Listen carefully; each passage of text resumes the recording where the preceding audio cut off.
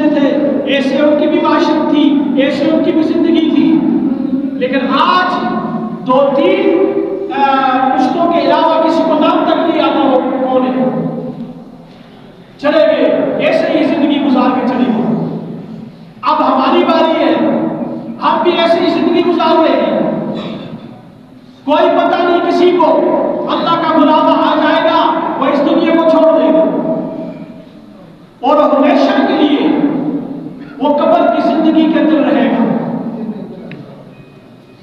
دوستوں، قبر کوئی ایسا ایک گڑھا تھوڑی ہے مٹی کا، اس میں ہم نے ہمیں کو ڈال دیا، اوپر مٹی ڈال دی، چلے گئے گھر کو، بات ختم.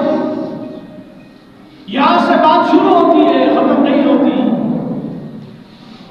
اللہ رب العزت حساب لیں گے کہ یہ دنیا میں تو تھوڑی سی جو زندگی گزار کے آیا ہے، تھوڑی سی زندگی، اس کا حساب دو.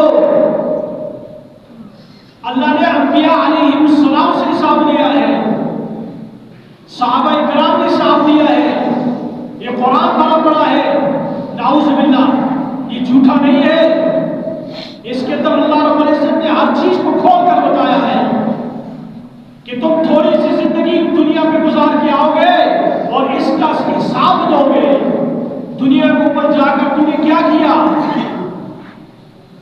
میں نے جو نعمتیں آپ کو دی تھی اس کو آپ نے کتنا استعمال کیا اور اس کو کیسے استعمال کیا، کتنا استعمال کیا، اس کا حساب دیا جائے. اللہ رب العزت کی عدالت بڑی عجیب عدالت ہے. اس کے اندر نہ کوئی بات چھپتی ہے، نہ کوئی بات رہ جاتی ہے اور نہ کوئی بات زیادہ لکھی جاتی ہے. ساری بات جس طرح ہم کر رہے ہیں اسی طرح ہوگی. وہ جو ہے نا اب نامہ دائیں ہاتھ کے اندر پکڑا دیں گے، پڑھ اس کو سنا، اس میں ساری چیزیں لکھی ہوں گی.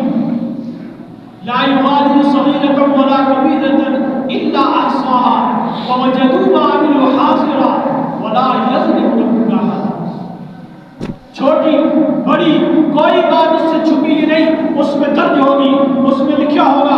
وہ پڑھ کے سنائے گا، میں دنیا میں گیا، اللہ تو نے مجھے اتنی دولت دی تھی، اتنا مال دیا تھا، اتنا کچھ دیا تھا، اس کو میں نے ایسے استعمال کیا ہے، صحیح استعمال کیا ہے، اس کی زکات دیتا رہا ہوں، اس کے صدقات دیتا رہا ہوں، اس سے غریبوں کی بھی مدد کرتا رہا ہوں، اس سے پڑوسیوں کی مدد کرتا رہا ہوں، یہ میرے اعمال میں لکھا ہوا ہے. تو پھر تو اس کا ایک معاملہ ہے.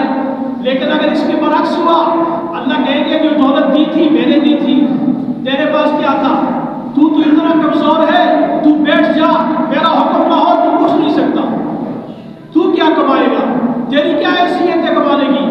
تیری کیا حیثیت ہے کاروبار کی؟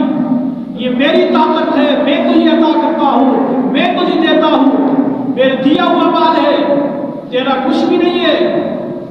مال میں نے اس لیے دیا تھا، میں دیکھتا تھا کہ تو کتنے غریبوں کو زکات دیتا تھا، تو کتنے غریبوں کی مدد کرتا تھا، کتنے تیرے پڑوسی جو ہے نا وہ کمزور تھے، ضعیف تھے، گھروں میں حالات تھے، کتنوں کے کام آیا تو، کتنے بیماروں کے ذریعے سے تو کام آیا، کتنے اور لوگ جو ہے غریب یتیم مسکین ہے ان کو کتنا تو نے جو ہے نا اس مال میرے مال سے تو نے دیا ہوا ہے.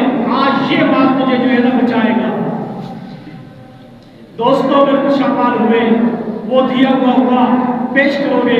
اللہ میں نے تو نے یہ مال دیا تھا، تو نے ترتیب بتائی تھی کہ یہ مال دے دیا، سال میں ایک مرتبہ اس کی زکات دی جاتی ہے. اللہ میں نے ٹھیک مالے پہ ٹھیک طریقے سے زکات ادا کی ہوئی ہے. اللہ کہے گا جا، یہ مال تو نے جو کھایا ہے یہ تیرے بچوں پہ بھی حلال ہے، تیرے گھر والوں پہ حلال ہے، تجھ پہ بھی حلال ہے، کیونکہ تو نے اس سے جو حصہ میں نے مقرر کیا تھا تو نے غرباء کا وہ حصہ لے کر غرباء کو دیا ہوا ہے، اس لیے آپ کا باقی نعمتوں کے حساب نہیں ہے.